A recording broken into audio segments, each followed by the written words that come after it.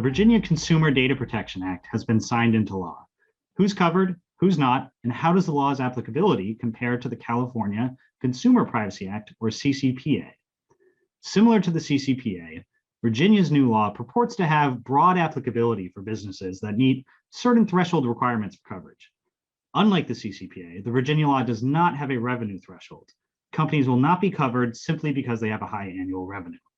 Instead, the Virginia law applies to companies that either process data on over 100,000 Virginia residents each year, or generate at least 50% of their revenue from data sales and process data on at least 25,000 Virginia residents per year.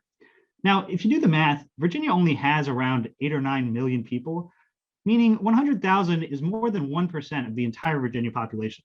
So these applicability thresholds actually amount to a pretty significant limit on applicability under the new law.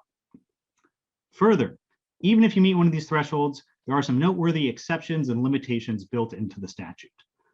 As with the CCPA, there are many industries that are already regulated when it comes to privacy and cybersecurity that are effectively going to be exempt from the Virginia law. To name just a few, HIPAA-covered entities and business associates, financial institutions subject to the Gramm-Leach-Bliley Act, credit agencies subject to the Fair Credit Reporting Act. All of these industries have broad exceptions under the law. Nonprofit organizations will also be exempt, as will be data processing of data concerning your employees. In addition to these exceptions, and this is an area where the Virginia law really deviates from the CCPA, there's also a section of the law titled Limitations that includes broad carve-outs for often vague categories of data processing.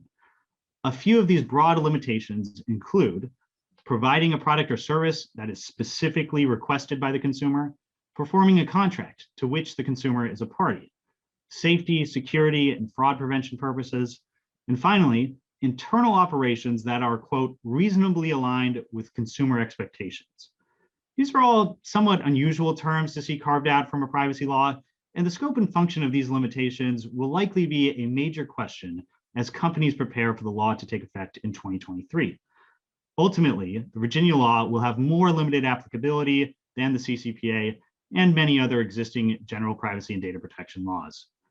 For many of these applicability questions, though, the answers are just not going to be all that straightforward, and you're really going to have to put some thought into whether your business meets the thresholds and or the exceptions, and whether your data practices might fall within the limitations provisions of the law. You're going to have to do all this on a case-by-case basis in many circumstances. If you're interested in learning more about the Virginia law and other developments in global privacy and cybersecurity, you can find more information at the link below. Thanks for tuning in.